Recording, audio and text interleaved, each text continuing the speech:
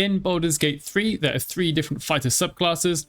We have the Battle Master, the Eldritch Knight, and the Champion. Fighters get to pick their subclass at level 3, and in this video I'm going to go over my own personal comparison, my own rankings for each of these subclasses. The way I'm going to compare them is just comparing them to each other. So this means I'm really kind of going to compare the abilities that they get at the levels where it says choose a subclass or subclass feature. I am going to be trying to give them a score out of 10 for each of these features they get and the multiclassing. These rankings do not take into account the other classes that exist in the game.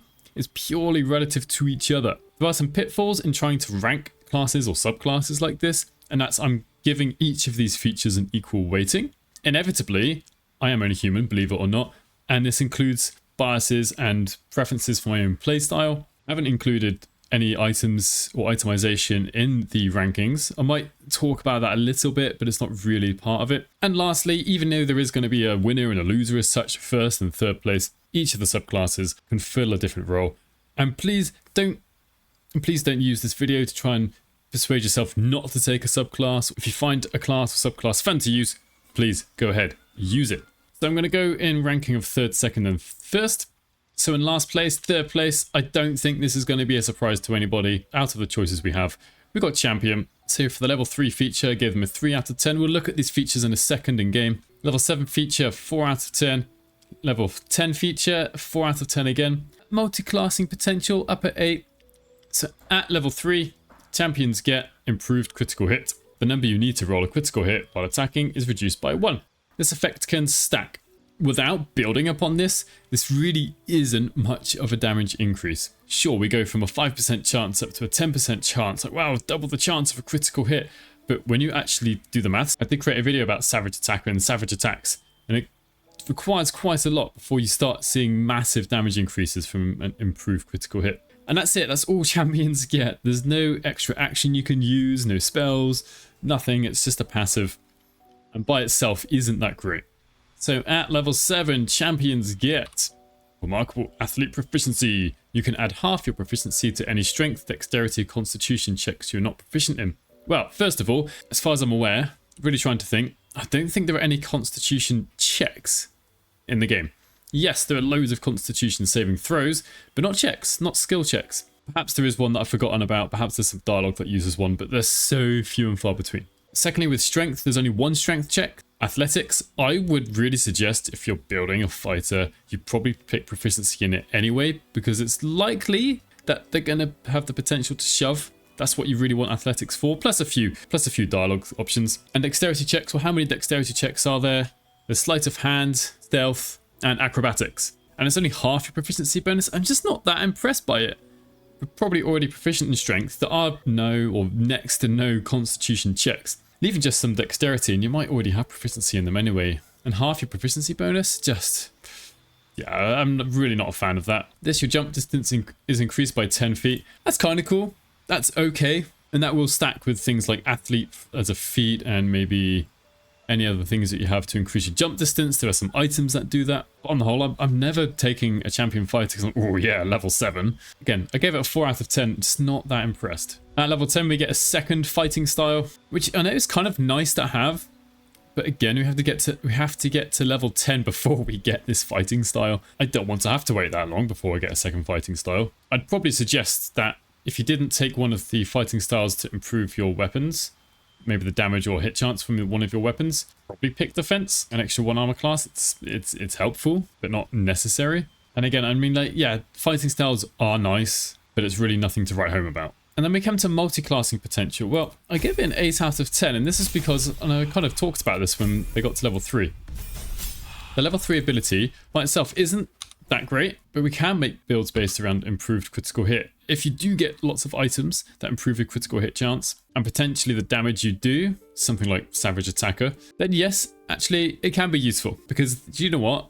Multi-classing into fighter, it's generally pretty good. If you don't start as a fighter, if you multiclass into fighter, at level 1 you still get proficiency in all weapons and light armor, medium armor, and shields. We don't get heavy armor unless we start as a fighter. Then at level 2, you get action surge, which is so good for any multi-class build. And then at level 3, we can get this improved critical hit chance. The downside is we are losing 3 levels to lower the number needed for a critical hit by 1. It's maybe not worth it, which is definitely why it's not a 10 out of 10. but you will find builds online, multi-class builds online that do include champion as one of the classes used. So the total that I gave champion is 19 out of 40, I suppose we could say. And yeah, I don't know if I've ever taken a champion to level 12 and stuck with it throughout the whole game. I just find the other two classes much more enjoyable and much more appealing. Speaking of the other classes, subclasses, in second place, I put Eldritch Knight. Now, I would actually say, as I kind of mentioned in my Cleric video, which then means obviously right now, number one will be, for me, Battlemaster. These are as pure classes, and these last two classes have quite a bit of extra versatility and utility, and depending on depending on where you want to get that from, would probably determine which subclass you'd want to pick. So Eldritch Knight, level 3 features I gave an 8 out of 10, level 7 is a 7 out of 10, level 10 features, let's just, bring that open there. Level 10 feature, I put as a 6 out of 10, and multi-class also a 6. So let's go in game and have a quick look at these. So at level 3, we get two things. One, we get some access to spellcasting. Not much, but we get some access to spellcasting. That's not it though. We also get Weapon Bond. Ritually bind the weapon in your main hand. The weapon can't be knocked out of your hand. That's kind of cool. And actually, more importantly, it automatically returns to you when thrown. And so this really opens up a whole set of builds about throwing. There are some weapons, not items, weapons really. There's some weapons that return to your hand when thrown automatically as part of the weapon. But with Eldritch Knight, it means you can pick any weapon you want to throw. I would suggest a throwing weapon, because then you deal the proper damage. And one example you'll see online is the Lightning Jabber, which you get in Act 2, which by itself doesn't have the returning property, but with this, you can give it the returning property effectively. We get access to wizard spells. So for cantrips, and I will say that for Eldritch Knights, you're not usually looking for cantrips or spells that deal damage, because intelligence is used as the spellcasting modifier. And if you cast a cantrip, well, depends on what level you are, but when you cast a cantrip, it means you can't use your weapon attacks. We'll get to that later. So I would normally suggest, if you're making an Eldritch Knight, go for utility cantrips. They can be more useful to you. Then you can know two spells which have to be from either the Abjuration or Evocation schools. One of the reasons this is such a good ability is Shield, because your fighter can get access to pretty much any armor class you want. They have access to all the armors, at least if you start level 1 as a fighter. And on top of that, you can add 5 to your armor class for a turn. That's pretty cool. Other than that, the rest of these, I'd initially maybe go with Magic Missile. It's nice to have that sometimes, but you're not going to get a massive amount of use out of these unless you've got a high intelligence. But we're not limited completely to Evocation and Abjuration spells. We can actually have access to any spell we want. And at this point, I would say having a ritual spell is probably a good idea, or any spell that doesn't depend on your intelligence. Don't think Color Spray is that great with a 1-turn duration, but Color Spray, Disguise Self, Expeditious Retreat, False Life, Featherfall, Find Familiar, Fog Clouds, Jump, Long Strider, maybe Sleep as well. There's quite a lot of choice there. And as a ritual outside of combat, you can cast it as much as you want. So you can give your fighter access to Find Familiar quite easily. Anyway, I quite like that. The one thing I don't like, the reason it's not 10 out of 10, is Eldritch Knights are what we would refer to as a 1/3 caster. Like the progression in spell slots, how quickly they get spell slots is so slow. By the time we get to level 12, they've only got access to level 2 spell slots. And as we level up, what we can do, sneakily... Oh, I don't want Magic Missile. I want one of the other wizard spells. So as you level up, don't forget to change your spells out if you want to. Then at level 7, apart from just having more spell slots, we get this ability here.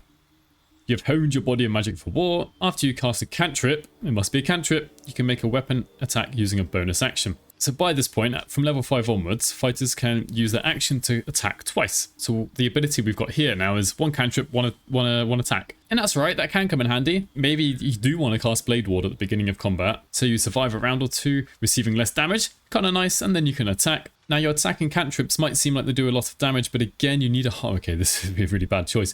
You would need a high intelligence for that. At level 2, the spells we get access to, I don't think are that great. Shatter, Scorching Ray, Gust of Wind, Darkness, Arcane Lock, and Melf's Acid Arrow. 4 of these, as in Shatter, Scorching Ray, Gust of Wind, and Melf's Acid Arrow, do depend on your intelligence. The other level 2 spells, though, can be very useful for you. Misty Step is great. I would actually think Enlarge Reduce is okay for casting it on yourself. Maybe Knock, Invisibility, Blur, Mirror Image. These defensive spells that help you survive a lot longer can be pretty cool. So later on we can swap out a level 1 spell for a level 2 spell, but bear in mind they do use level 2 spell slots. Then at level 10 we get this Eldritch Strike. When you hit a creature with a weapon attack, it has disadvantage on its next saving throw against a spell you cast before the end of your next turn. So this gives an enemy disadvantage against one spell cast on the next, it will be the next turn. Unless you've got some bonus action spell that targets an enemy, but I don't think there are any, especially not at this level. What this could be used for though, is actually to use scrolls on the next turn. So maybe, just maybe, you could hit 2 creatures and then use some sort of AoE. They've got disadvantage on this saving throw. But the reason I don't rate this massively highly is that innately, Eldritch Knights only in the game only go up to level 2 spell slots. Maybe using a high level scroll on the next turn makes this more worthwhile. We get an extra cantrip as well, pick an extra spell. Again, we can replace a spell at this level too. For the multi-classing potential, I gave a 6 out of 10. There are builds out there, throwing builds that use weapon bond. But I will say that most Eldritch Knight builds I've seen out there that are multi-classed rely on this weapon bond. That's kind of what it's for. I don't really see any other types of build out there apart from for throwing stuff. So if you don't like throwing weapons at enemies, you don't want to be some sort of throwing build, then Eldritch Knight, this particular ability isn't that useful for you. But there are some great builds out there though. So I gave an Eldritch Knight, the total is 27 out of 40. And when we come to Battle Master, let me just enlarge this a tiny bit. Actually, it's so very close, but for kind of different reasons. The total here is 28, so it's like a 1 point difference. Battle Master, the level 3 feature, gave a 9 out of 10. Level 7 and 10 features, a 7 out of 10, and multi-classing potential of 5 out of 10. So we have Lazel here to model for us. So at level 3, we can get 3 maneuvers, which then we get a new resource, which replenish on a short rest. Absolutely love that. We start off with 4, but we get more as we level up. They're called superiority dice, which starts off as a D8. And then, yeah, at level 10, that becomes a D10. And we get choice to these features, and there's so many different maneuvers here, and they're so good. In one sense, they're just non-magical abilities. I'm not going to go through all of them, but lots of them are very strong, and you might want to use them for different purposes. And this is what I mean about the Eldritch Knight and Battle Master having utility and versatility, in that they get to choose these different abilities. And for most of these, not all of them, but most of them, for example, disarming attack, if you do hit an enemy, they take an additional 1d8 damage, which if you get a critical hit as well, that 1d8 gets doubled to 2d8. And I'll say it's very satisfying when you get a critical hit with one of these. So I think it's a very strong start. But then as we level up to levels 7 and 10, pretty much everything is just related to the Battle Master maneuvers. So at level 7, we get an extra superiority dice to 5 in total. And the replenish again, I'm going to say this again on a short rest. So we get an extra dice and we get to pick 2 more maneuvers. And then at level 10, the superiority dice goes up to a 1d10 and we get 2 more maneuvers. So you end up with a total of 1, 2, 3, 4, 5, 6, 7 maneuvers here, which is half of the maneuvers that we get to choose from. And one thing I would say is Martial Adept goes really well with Battle Master because you get to pick 2 more maneuvers and you get an extra superiority dice. So you can end up with like 6 superiority dice and all of these choices for different things we can do in combat. So you can customize your Battle Master to do whatever you want. And yeah, most of these deal an extra set of damage and have an extra effect on top of it, plus your normal weapon damage. And it's just so satisfying. Even though it kind of sounds a bit boring, for fighters a bit boring to do is go up and hit stuff. What even is this? You end up doing so much damage because at level 11, you get to attack 3 times. And since they replenish on a short rest, I keep mentioning this because I think it's just so nice, is you can use one of these pretty much every turn. And after 1 or 2 fights, take a short rest and you can do them again. And you will end up dealing so much damage. It's really good for single target damage. So there we have it. These are my rankings. Here's the totals. This is kind of where all the information was taken from. So yeah, Champion kind of loses out. I have read that, Champion is maybe for a beginner, introducing someone to the game, because you don't have to make any choices. You don't have any extra abilities. I think it's a bit too simple, really. Then Eldritch Knight, Battle Master, different ways of getting versatility.